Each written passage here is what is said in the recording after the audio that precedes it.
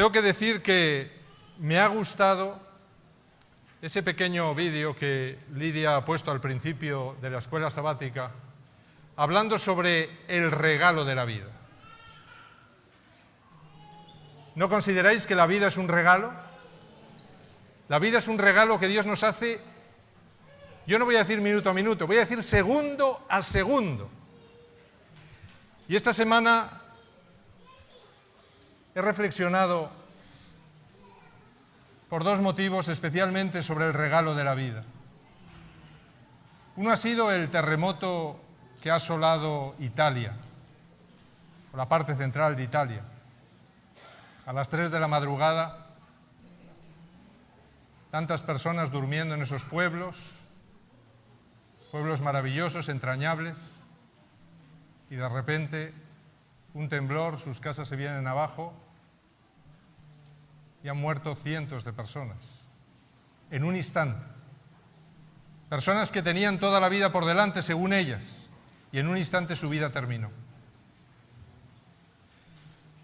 Y la otra noticia que me ha hecho reflexionar sobre el regalo de la vida es la muerte de un buen amigo, Samuel Soret.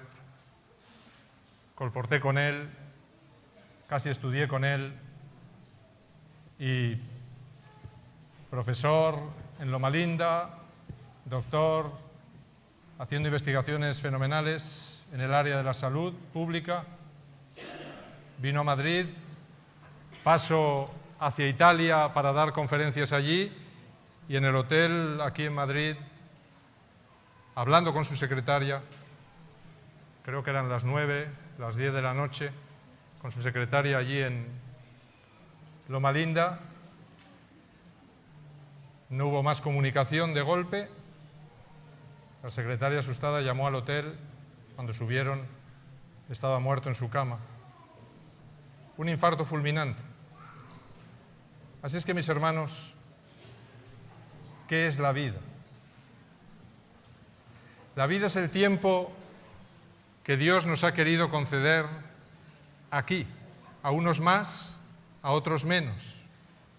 No cabe duda que la palabra de Dios nos dice que no hay ni un solo cabello que cae de nuestra cabeza sin que Él lo sepa. Por lo tanto, está claro que el momento de nuestra muerte también ha sido, sin duda, prevista por Dios. Y no es que Dios mande el terremoto, ni mande el paro cardíaco, ni mande la enfermedad, pero Dios conoce cuándo va a ocurrir eso. Y sin duda, posiblemente, Dios permite que eso ocurra en el momento justo para cada persona, en el momento adecuado, cuando quizás la salvación está más cerca de esa persona que nunca. O a lo mejor, sabiendo que la salvación nunca llegará a esa persona porque esa persona nunca le aceptará, pues Dios simplemente permite que esa persona termine y descanse, y a lo mejor no haga cosas que quizá dañen a otras personas que impidan que sean salvas. Un día en la eternidad le podremos preguntar al Señor el porqué de todas estas cosas.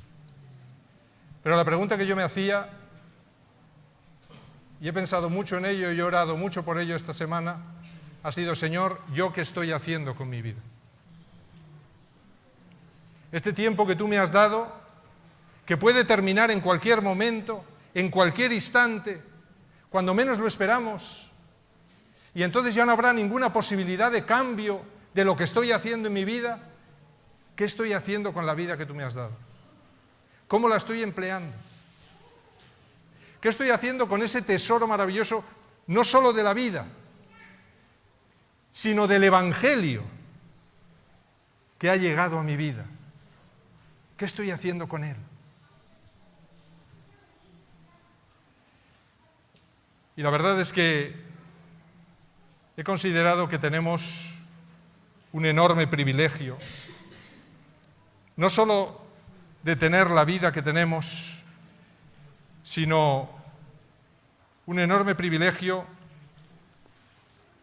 de poder tener el Evangelio y de poder compartir con otros esa maravilla de que la vida no terminará con un paro cardíaco o con un terremoto o con una enfermedad. Ahí no terminará la vida si hemos aceptado el Evangelio de Cristo. La vida no terminará por la eternidad. Pero sabéis, para que esa vida no termine por la eternidad, yo tengo que analizar qué es lo que estoy haciendo con mi vida y el Evangelio, esos dos regalos maravillosos que se me han entregado. ¿Qué estoy haciendo con ello aquí? ¿Qué estoy haciendo en el tiempo que se me ha dado? ¿Cómo lo estoy empleando?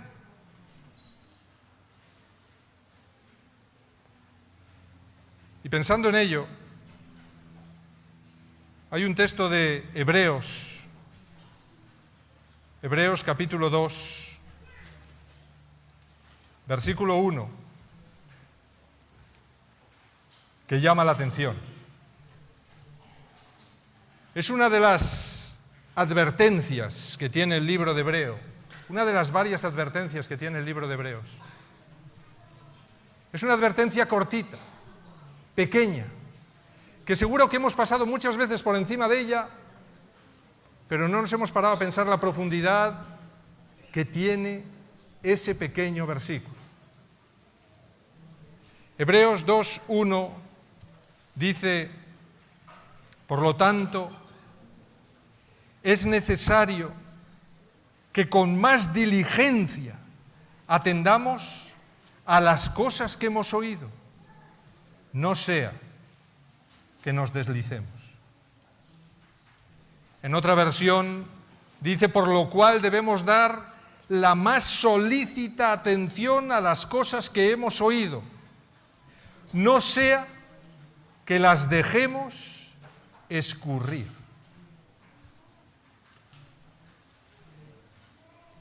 Pablo, en el capítulo 1 de Hebreos, hace un estudio, una descripción fantástica, maravillosa, de la divinidad de Cristo y de cómo Cristo, cuya existencia es muchísimo mayor que los ángeles. Los judíos consideraban que el Antiguo Testamento, bueno, especialmente la ley, fue traída a Moisés por ángeles. Así es que ellos decían, lo más importante es atender a la ley de Dios porque ha sido traída por ángeles, que son más importantes que los seres humanos. Así es que Pablo, que conoce este pensamiento, hace un estudio espectacular en el que demuestra cómo Cristo es muchísimo más que los ángeles. ¿Y cómo es posible que ellos estén atendiendo a una palabra o a una ley que ha sido traída por ángeles y estén descuidando el Evangelio, que no ha sido traído por ángeles, ha sido traído por el propio Hijo de Dios? ¿Cómo es posible dar más atención a la ley traída por los ángeles? Esto es lo que argumenta Pablo en el capítulo 1 de Hebreos, que a la palabra traída por el propio Hijo de Dios. Así es que él marca ese desequilibrio extraño que el propio pueblo judío está haciendo. Y él dice, no es posible. Y en el capítulo 2 él introduce inmediatamente su discurso diciendo justamente, por lo cual, si esto es así, debemos dar la más solícita atención a las cosas que fueron oídas. ¿Qué cosas han sido oídas? Él se está refiriendo al Evangelio, a eso que Cristo nos ha dado, a eso que Cristo nos ha dicho, a eso que hemos escuchado a través de los apóstoles. Dice, debemos dar la más solícita atención, es decir, atención exclusiva, cuidadosa, diligente, permanente, diaria. Porque no sabemos cuándo va a terminar nuestra vida. Porque no sabemos cuánto tiempo tenemos. ¿Qué estamos haciendo con ese Evangelio que nos ha sido traído por el propio Hijo de Dios? Esta es la pregunta que Pablo nos hace en este versículo 1 del capítulo 2 de Hebreo. Y él dice, cuidado, porque no sea que por nuestra pereza, no sea que por un montón de cuestiones que Satanás pone en nuestra vida para intentar distraernos, No sea que por un montón de cosas que tenemos aquí que realizar o creemos que tenemos que realizar, muy importantes, ¿verdad? Yo no quito la importancia que cada uno le dé a estudios, trabajo, todas las cosas, ¿verdad? Pero Pablo dice, cuidado, no sea que por todas esas cosas dejemos escurrir. Y me gusta la versión que emplea este término. Él dice, dejemos escurrir, ¿qué? El maravilloso tesoro del Evangelio traído a un costo increíble por el propio Hijo de Dios. ¿Sabéis? Esta última frase, no sea que dejemos escurrir las cosas que fueron oídas, es importante. Y es importante no solo para el pueblo judío o la iglesia de la época de Pablo, es muy importante para nuestra iglesia. Porque algunos de nosotros podemos llevar en la iglesia, no sé, 40, 50 años, 30 años.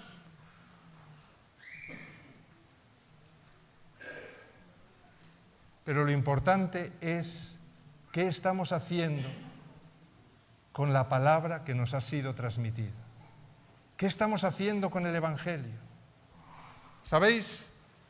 Nosotros a veces pensamos que abandonar a Cristo, pues es culpa de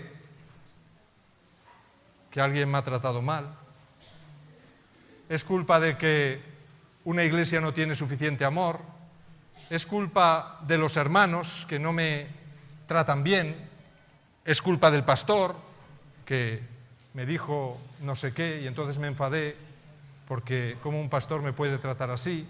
Y solemos echar las culpas a muchas cosas para abandonar la iglesia o marchar de la iglesia. Pero ¿sabéis? El abandono de Cristo no es un acto puntual. El abandono de Cristo es algo que se realiza en el tiempo. Es algo que muchas veces lleva mucho tiempo. Es un abandono paulatino en la que la persona se va enfriando, va entrando en actitudes de rebeldía, de apatía. Más adelante, en Hebreos capítulo 10, versículo 32, el apóstol Pablo le recuerda algo a su iglesia y le dice, traed a la memoria, capítulo 10, versículo 32, dice, traed a la memoria los días pasados, en los cuales después de haber sido iluminados, sufristeis gran combate de aflicciones. ¿Y por qué dice eso el apóstol Pablo? Porque el apóstol Pablo está diciendo, oye, cuidado, cuando hubo persecuciones, cuando estuvieron por quitaros la vida, cuando lo pasasteis muy mal, no abandonasteis a Cristo. Os aferrasteis a Él, os mantuvisteis en la fe. Pasando a través de aflicciones tremendas, os mantuvisteis en la fe. ¿Qué está pasando ahora? Ahora no tenemos aflicciones. Ahora no tenemos persecuciones. Ahora nadie nos quiere quitar la vida por nuestra fe. ¿Cuál es el peligro de ello? El peligro es que cuando estamos bien, cuando todo nos va bien, cuando tenemos de todo, cuando no hay problema ninguno, entonces entra en una monotonía que puede llevar a que la relación con Cristo también entre en una monotonía. Y finalmente nos vamos deslizando y las cosas de este mundo van ganando importancia y las cosas que tienen que ver con Cristo van perdiendo importancia. Y el Evangelio que un día nos pareció maravilloso y el regalo más grande que habíamos encontrado, de repente ya no nos parece tan importante. Y por eso Pablo dice, cuidado, cuidado, no sea que dejemos escurrir las cosas que fueron oídas, porque la incredulidad surge sutilmente, surge por el desgaste de los años. Pablo dice, es como una vasija que tiene una resquebrajadura, una grieta casi imperceptible. Tú la llenas de agua y esa vasija va goteando, va goteando. Y poco a poco, si no rellenas la vasija diariamente con agua, esa vasija va perdiendo nivel, hasta que un día se queda completamente vacía. Y este es el ejemplo que Pablo está poniendo aquí. Él dice, nuestra vida cristiana puede ser como una vasija que el Espíritu Santo quiere llenar diariamente de agua, de vida. Pero hay una resquebrajadura, un golpe que Satanás nos ha metido en un lateral en nuestra vida, casi imperceptible, aparentemente seguimos igual, pero ahí hay una grietita que está haciendo que perdamos poco a poco, día a día, poquito a poco, agua. Y cada vez le vamos dando menos importancia a estar llenos de Dios, llenos del Espíritu Santo, llenos del deseo de realizar las cosas a las que Dios nos llama. Tenemos una escuela sabática maravillosa. No voy a preguntar aquí cuántos la estudian, no voy a preguntar cuántos la hacen diariamente. Cada uno lo piense para sí. Pero no solo tenemos que hacer la escuela sabática. Tenemos que pensar cómo voy a llevar a la práctica en mi vida esta hermosa escuela sabática que me está dando lecciones maravillosas de cómo yo tengo que influir en la sociedad que me rodea, cómo yo tengo que influir en mis hermanos. No me está diciendo cómo mis hermanos tienen que influir en mí, me está diciendo cómo yo tengo que influir en mis hermanos, cómo yo tengo que influir en mi vecindario, en mis vecinos, en mi trabajo, en mi entorno, cómo yo puedo mostrar que soy cristiano. Y lo que me está diciendo la escuela sabática es que lo debo de demostrar a través de mis acciones de amor, cariño, interés por los demás. Al apóstol Pablo le preocupa una tremenda apatía que está notando en su iglesia. Una dicotomía entre lo que dice el Evangelio y lo que cada uno de los miembros de su iglesia está realizando. Y a mí me preocupa lo mismo, mis hermanos. Me preocupa hacia mí mismo. Por eso cuando en esta semana esos 2 duros golpes por los cuales he estado orando bastante por las familias que están sufriendo tantísimo dolor en Italia, tendríamos todos que estar orando. Y por otros conflictos y desastres que hay en el mundo, como la guerra de Siria, tantas personas sufriendo angustia. Y los cristianos, ¿qué estamos haciendo en esas situaciones? ¿Qué estoy haciendo yo? El apóstol Pablo nos está queriendo decir de alguna manera que si no renovamos diariamente el agua de la fe, ese agua que nos llena cada día de la palabra y del Espíritu de Dios, nos vamos a quedar completamente vacíos.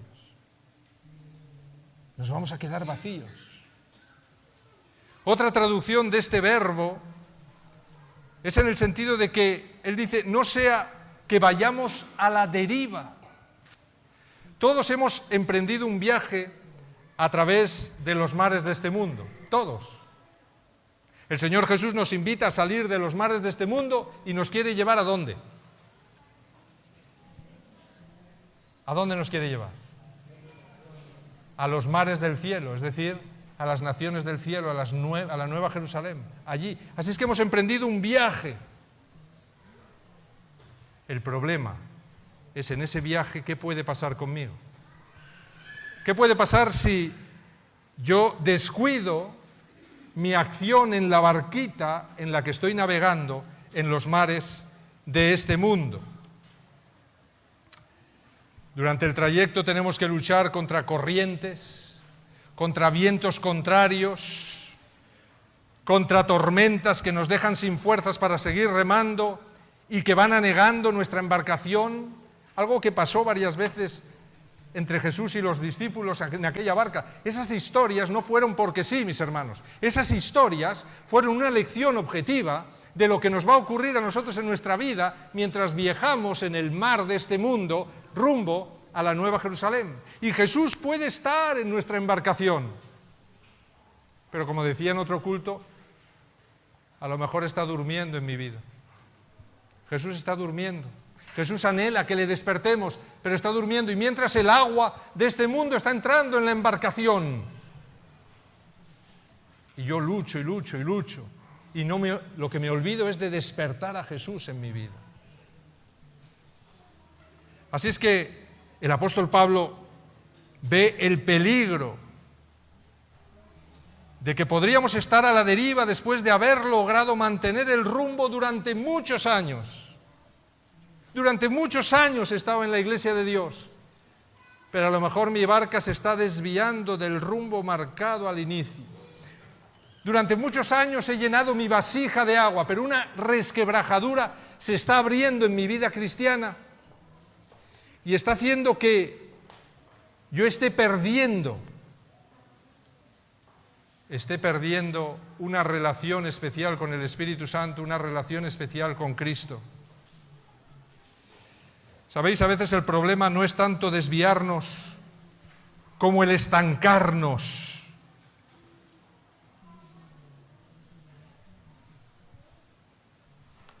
Tanto la desviación como el estancamiento conducen a un abandono del Evangelio. Yo puedo ir por el desierto y desviarme de mi ruta y morir. Pero puedo morir también si me canso y me siento y digo, ya no puedo más, no me muevo de aquí, voy a morir igual. Así es que si me estanco en mi relación con Dios, moriré. Si me desvío de mi relación con Dios, moriré. Y este es el peligro que está señalando el apóstol Pablo. Él está diciendo, cuidado, cuidado, mis hermanos, porque tenemos que llegar a la tierra prometida. ¿Cómo voy a llegar a la tierra prometida si estoy perdiendo agua? Si mi vasija se está quedando seca. La pregunta que nos tendríamos que hacer es, ¿cómo se produce esta desviación, esta pérdida de agua por goteo en la vida del cristiano? Pablo dice en el texto que es la falta de diligencia en dar una solícita atención a lo que hemos oído. Pablo dice solícita atención, cuidadosa atención. ¿Y cómo debo dar esa cuidadosa atención? Esa solícita atención al Evangelio que hemos oído. Está claro que por muchas excusas que pongamos para abandonar la fe, para abandonar la iglesia, es en última instancia un fallo personal. Yo en el cielo, cuando Jesús, Dios no lo quiera, pero si un día abandonara la fe, yo podré poner 1000 excusas. Podré decir todo lo que quiera.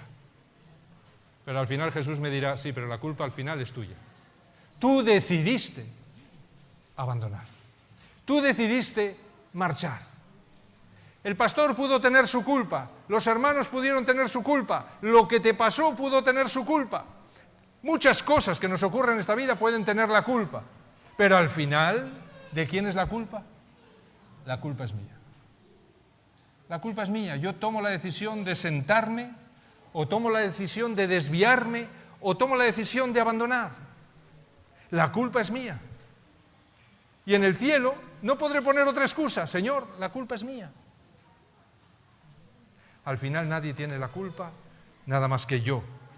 Mi resquebrajadura en mi cántaro ha hecho que yo vaya perdiendo agua. ¿Por qué? Porque me he aferrado débilmente a Cristo. Quizá me he distraído en el estudio de la palabra de Dios diariamente. Quizá he dejado una vida activa en la fe. Quizá no he hecho lo que la escuela sabática me está diciendo que haga y me he limitado a una teoría del Evangelio. Qué bonito es el Evangelio, Señor, ¿verdad? Estoy en mi casa, me voy a trabajar, vengo, salgo, llego, escucho el sermón, me vuelvo a mi casa y sigo con mi vida diaria. Qué bonito es el Evangelio, pero en mi vida no hay ni gota de práctica de ese Evangelio. Es decir, el Evangelio es una teoría. Y ¿sabéis? Un Evangelio teórico es un Evangelio muerto. Un Evangelio teórico es un Evangelio que no sirve para nada. Una vida sin discipulado es una vida vacía, por mucha teoría que yo tenga. Eso es una resquebrajadura en mi vida. Y finalmente abandonaré la fe si yo no sirvo a otros. Si no sirvo a otros, mi vida no servirá. Por eso esta semana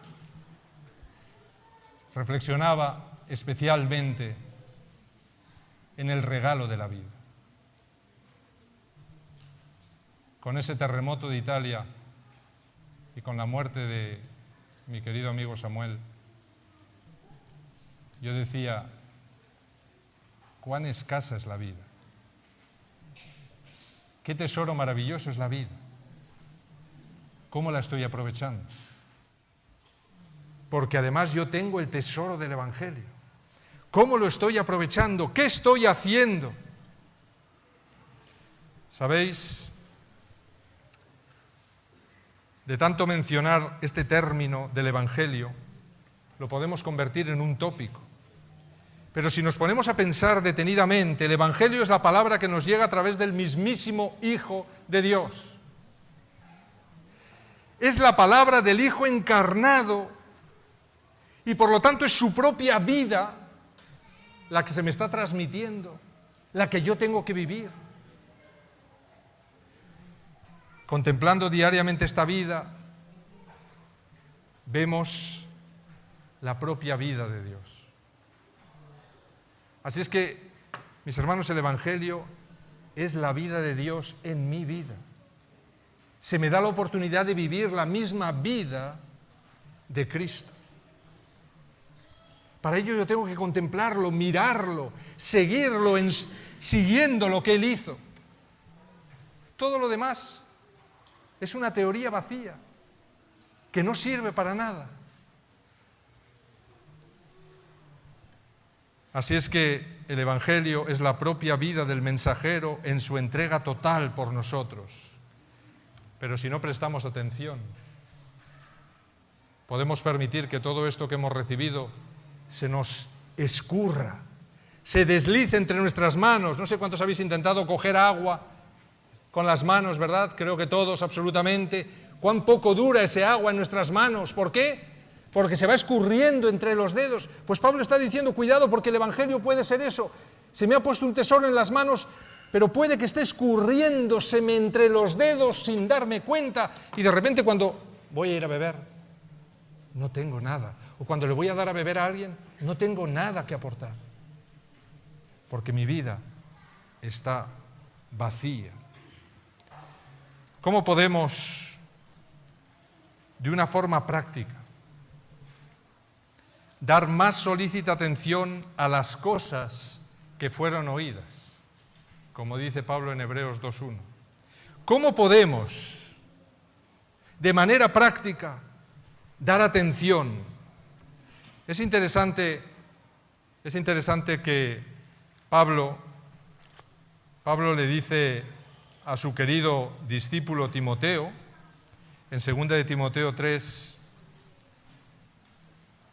versículos 14 al 15, le dice a ese pastor, a ese discípulo suyo, pero persiste tú en lo que has aprendido y te persuadiste sabiendo de quién has aprendido.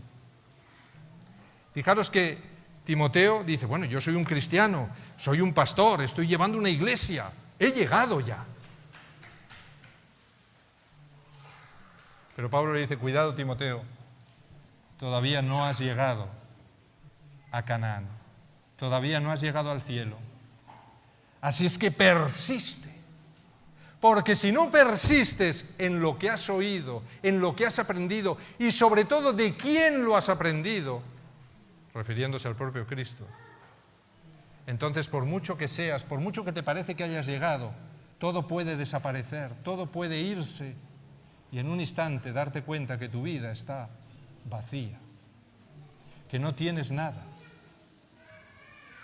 Por eso Pablo le insta a Timoteo, Timoteo, persiste tú en lo que has aprendido y te persuadiste, y que desde la niñez has sabido de las Sagradas Escrituras, las cuales te pueden hacer sabio para la salvación por la fe que es en Cristo Jesús. Recordemos el ejemplo del maná. Dios saca a Israel de Egipto, que es símbolo de este mundo, y lo quiere llevar ¿a dónde? A Canaán, que es símbolo del cielo. Pero en medio está el desierto. 40 años estuvieron dando vueltas por el desierto. Toda una generación desapareció en el desierto. Todos los que salieron de Egipto murieron en el desierto. Solo los hijos entraron. Esto me dice que a lo mejor yo muero antes de que Cristo venga. Lo importante es que cuando muera, ¿cómo habrá sido mi vida? ¿Qué habré hecho? Y para que los israelitas aprendieran la validez de la vida, ¿qué ejemplo diario les puso Dios? ¿Qué tenían que hacer diariamente? En ese trayecto que va desde este mundo al cielo, ¿qué tenían que hacer diariamente? Tenían que salir a recoger ¿qué? Maná. Salía muy temprano por la mañana, porque el maná se derretía en cuanto salía el sol. Así es que tenían que salir. Y ahora va Jesús en el Nuevo Testamento y dice, yo soy el maná que descendió del cielo. Luego, ¿qué tenían que hacer ese pueblo cada mañana temprano si querían sobrevivir en aquel desierto y comer? ¿Qué tenían que hacer? Tenían que salir y coger la ración diaria. ¿Por qué tenían que coger la ración diaria? ¿Cuánto tiempo duraba el maná? 24 horas. Y se podría. Le salían gusanos, olía mal, ya no se podía comer. Con lo cual, si Cristo es el maná, ¿qué lección estaba dándoles Dios a ese pueblo en la recogida del maná? Le estaba diciendo, oye, antes de hacer cualquier cosa, temprano por la mañana, antes de que salga el sol, antes de cualquier actividad, sal a encontrarte conmigo. Encuéntrate conmigo. Porque si no, morirás de hambre ese día. Y cuidado, el encuentro de hoy no sirve para mañana. Mañana tienes que renovar tu encuentro conmigo. Tienes que volver a encontrarte conmigo temprano por la mañana, porque el encuentro es diario. ¿Sabéis? Hay creyentes que intentan sobrevivir toda la semana con el sermón que escuchan aquí el sábado. Toda una semana. ¿Está cumpliendo eso lo del maná? No. Y además, el problema es que ese sermón ni siquiera son como las vacas que se dedican a rumiar lo que han comido. Los animales puros son un símbolo del creyente, no porque sí. Dios dice animales que rumían. ¿Por qué? Otra lección. El creyente debe rumiar la palabra de Dios. No sirve con alimentarse, ¡hala! Ya. No, todo el día yo tengo que estar rumiando, sacando lo que he aprendido. Si he aprendido en el culto, yo he dicho muchas veces aquí, de nada sirve venir a un culto, porque cuando lleguemos a casa, si no hemos tomado nota de ningún versículo, de ninguna idea interesante, cuando lleguemos a casa no nos acordaremos ya prácticamente de nada, porque nuestra memoria es de corto plazo. Así es que, bien por aquellos que toman nota, apuntan, luego lo revisan como los bereanos en su casa, están rumiando el alimento. Si muchos venimos y solo tenemos el sermón y ni siquiera lo rumiamos después, nos alimentamos de eso para toda una semana. ¿Qué tendremos para aportar esa semana? ¿Qué agua podremos dar esa semana a las personas que nos rodean? Nada. Porque el agua habrá desaparecido en menos de 24 horas. El maná con el que nos hemos alimentado habrá desaparecido. Necesitaremos más. Habrá que ir de nuevo a la fuente. Por lo tanto, esto es lo que Pablo está diciéndole a su pueblo y le está diciendo: cuidado, cuidado, porque podemos perderlo todo. La palabra de Dios es como una medicina que debemos tomar 3 veces al día con las comidas. Por eso Daniel se encontraba con Dios 3 veces al día, porque era un hombre que vivía en Babilonia, que tenía una sensación de pecado constante y que decía: si yo muero, yo tengo que estar preparado para encontrarme con mi Dios.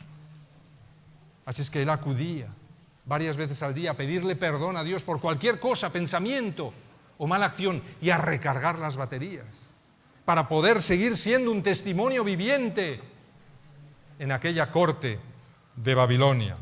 Nosotros también vivimos en Babilonia, mis hermanos. Cuánto más que como Daniel deberíamos estar alimentándonos 3 veces al día con la comida del cielo que Dios nos da. Y asegurémonos de que el objeto de nuestra meditación sea la palabra de Dios. Cuidado con los vientos de doctrina. Cuidado con aquellas cosas que vamos encontrando por internet. Hay hermanos que apenas si conocemos nuestra doctrina, pero estamos ahí leyendo todo lo que dicen por internet, bueno y malo, ahí, todo. Y en cuanto encontramos a alguien que habla mal de la Iglesia o que pone en duda alguna de las doctrinas que me enseñaron, ¡uy, qué interesante esto! Oye, voy a analizarlo más. Pero no voy a la palabra de Dios a comprobar si lo que está diciendo ese señor es mentira o es verdad. ¿Y cuántos hermanos que apenas son capaces de defender su fe se meten en vientos de doctrina extraños y comienzan a defender doctrinas que ni siquiera entienden? El apóstol Pablo nos advierte sobre esto y dice: cuidado, diligentemente estudiemos las Escrituras, diligentemente las Escrituras. ¿Sabéis? El sermón del sábado, la escuela sabática, cualquier comentario o libro no puede sustituir mi estudio personal de la palabra de Dios. Mi estudio personal de la palabra de Dios. Y digo de la palabra de Dios, no de sucedáneos de la palabra de Dios. Así es que cuidado con los vientos de doctrina, cuidado con cualquier cosa que me pueda apartar de la fe. Pero ¿sabéis? También es posible estudiar el texto bíblico. Es posible incluso escribir libros eruditos de alta teología y no llevar a la práctica en mi vida nada de lo que estoy estudiando, ni vivir lo que estoy estudiando. Así es que es posible incluso creer en la palabra de Dios y no obedecerla. De hecho, este es el paso más sutil y peligroso. En Mateo, si nos vamos a Mateo,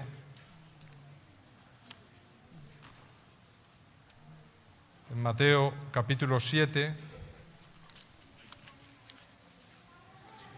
versículos 21 y 23, Jesús dice: no todo el que me dice Señor, Señor entrará en el reino de los cielos, sino el que hace la voluntad de mi Padre que está en los cielos.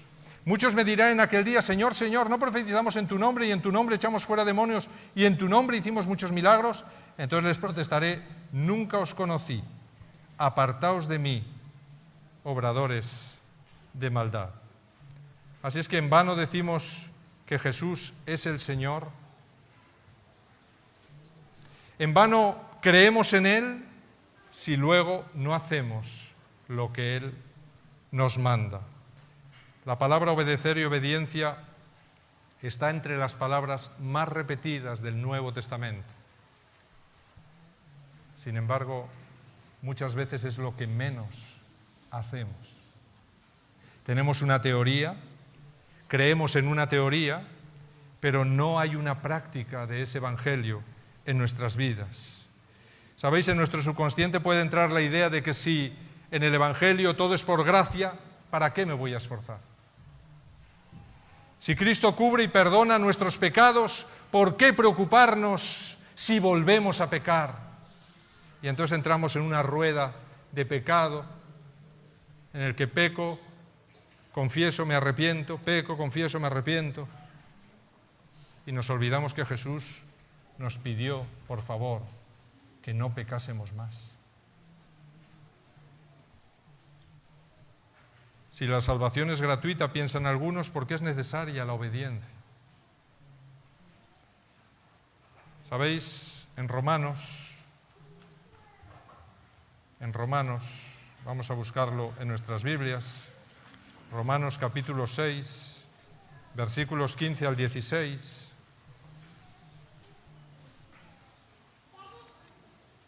El apóstol Pablo dice, ¿qué pues? ¿Pecaremos porque no estamos bajo la ley, sino bajo la gracia? En ninguna manera. ¿No sabéis que si os sometéis a alguien como esclavos para obedecer, sois esclavos de aquel a quien obedecéis, ya sea del pecado para muerte o de la obediencia para justicia? De alguna manera Pablo está preguntando, ¿cómo podéis estar en el camino de la vida si vuestro comportamiento es digno de los que van por el camino de la muerte? ¿Cómo se forma la santidad en nosotros? ¿Desobedeciendo la palabra de Cristo? Pablo dice todo lo contrario. Obedecemos para que la justicia que nos ha sido imputada legalmente por la expiación de Cristo se vaya exteriorizando en una vivencia diaria. Por eso dicen los versículos 17 y 19, él dice, mas a Dios gracias, que aunque fuisteis esclavos del pecado, habéis obedecido de corazón a aquella forma de doctrina a la cual fuisteis entregados. Y libertados del pecado, vinisteis a ser siervos de la justicia.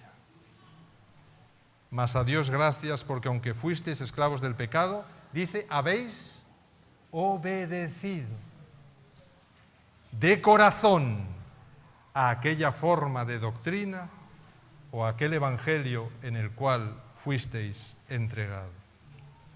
Es decir, mis hermanos, Cristo no nos ha liberado para que podamos vivir como nos dé la gana. Nos ha liberado para que podamos vivir consagrados a Dios, viviendo como Él vivió, caminando como Él caminó. Así es que diariamente yo debo obedecer a mi Señor diciendo, Señor, heme aquí, envíame a mí. Y heme aquí, envíame a mí, significa renunciar a muchas cosas que a lo mejor yo creo que son prioritarias. Significa renunciar a cosas que Satanás quizá está poniendo en mi vida diciendo esto es lo más importante de tu vida. Este es el tesoro de tu vida. Tienes que luchar, pelear y morir por esto. Y Cristo me dice, perdona, tienes que luchar y morir por mí, obedeciendo lo que yo te pido. Porque si no obedeces lo que yo te pido, entonces no eres mi siervo. Entonces no eres mi discípulo.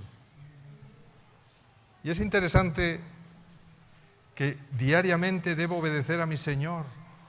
Diariamente debo ir a sus pies. Es mi Señor el que decide la rutina diaria del siervo. Es Él el que me indica que me levante a las 7 de la mañana o a las 6 o una hora antes de salir al trabajo y que vaya a sus pies a recibir la instrucción diaria. Y si no recibo la instrucción diaria, ¿podrá el Señor decirme, eres un buen siervo y fiel? No. Así es que si el Señor me indica antes de salir, antes de hacer cualquier cosa, para que no seas como un cántaro vacío de agua, por si acaso hay un infarto en tu vida y mueres dentro de media hora, ven a recibir instrucciones. Ven a recibir instrucciones. Pon tu vida en orden conmigo. Daniel tenía tal conciencia de esa vida escasa y del tesoro y la responsabilidad que había recibido, que él se encontraba con Dios 3 veces al día. 3 veces al día exclusivamente en su agenda, marcado como lo más importante que podía haber en ese día. Por eso Daniel, cuando el ángel Gabriel le viene a ver, le dice: Daniel, tú eres un hombre muy amado en el cielo. ¿Creéis que el cielo no nos ama a todos igual que a Daniel? Claro que nos ama a todos igual que a Daniel. Pero el Señor se complace en que sus discípulos, aquellos por los que ha entregado su vida, vayan a Él diariamente a recibir instrucciones.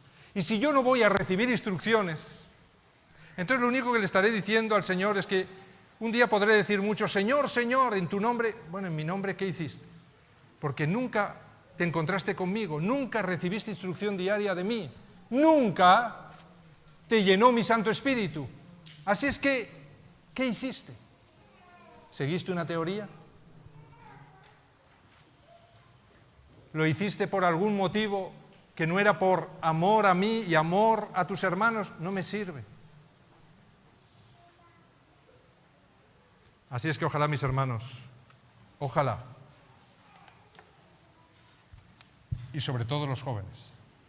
¿Sabéis? Porque cuando yo tenía vuestra edad, pensaba que tenía una eternidad por delante.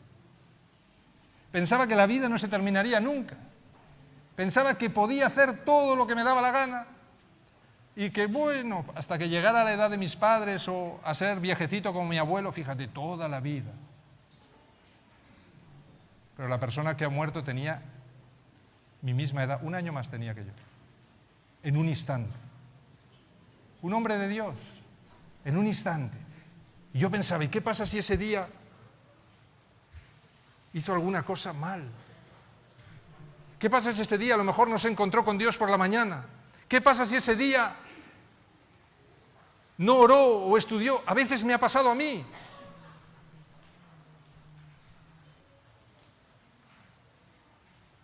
Así es que, mis hermanos, como dice Salomón, más importante que asistir a bodas y a fiestas, ¿dónde dice Salomón que es importante asistir?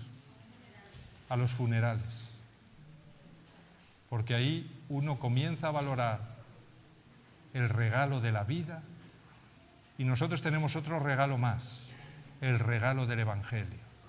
Ojalá cada uno de nosotros piense, analice, ¿qué estoy haciendo con la vida que el Señor me ha dado? ¿Y qué estoy haciendo con ese tesoro del Evangelio que ha sido puesto en mis manos? ¿Lo estoy dejando gotear y escurrir sin hacer nada? ¿O lo voy a llevar a la práctica en un discipulado activo, como me está indicando la escuela sabática, que os invito de nuevo, mis hermanos, por favor, que la estudiemos profundamente y con oración, decidiendo: Señor, ¿qué quieres que haga? De esto que tú me pones aquí, ¿qué quieres que haga? Mi vida cristiana, ¿cómo quieres que la emplee? Porque un día el Señor del universo, el que nos da la vida segundo a segundo y minuto a minuto, nos preguntará: mi siervo, ¿qué has hecho? No, Señor, en tu nombre. Si realmente yo no soy amigo de Cristo, si realmente yo no he ido diariamente a los pies de Cristo a alimentarme de su palabra y a través de la oración entender las instrucciones que Él me está dando y renunciando al yo, a mi egoísmo y a mi orgullo, entonces el Señor me tendrá que decir, como aquel siervo inútil, ¿verdad?, que escondió el talento que Él le había dado: no te conozco. Ojalá, mis hermanos, nuestra experiencia sea la de Tabita, esa mujer que dice era una discípula, que entregó su vida y todo lo que tenía en servir a los demás, porque ella sabía que su vida aquí era temporal y que todo lo que tenía estaba al servicio de su Señor, y lo puso al servicio de Él de una manera tan activa que tanto los creyentes como los no creyentes lloraban el día que murió, por lo que a partir de ese momento no tendrían. que era lo que ella hacía por ellos. Ojalá, mis hermanos, si un día morimos antes de que el Señor venga, nuestros hermanos y los que no son nuestros hermanos lloren por lo que hemos hecho por ellos diariamente en nuestra vida. Que el Señor os bendiga y que podamos cultivar esta relación de un discipulado auténtico con el Señor. Tenemos un año eclesiástico por delante maravilloso, no lo desaprovechemos. Propongámonos participar en cualquiera de los departamentos de la Iglesia, en cualquiera de las actividades que se os van a proponer. No digamos que no, mis hermanos. Seamos los primeros en decir, Señor, aquí estoy, envíame a mí. Que el Señor os bendiga.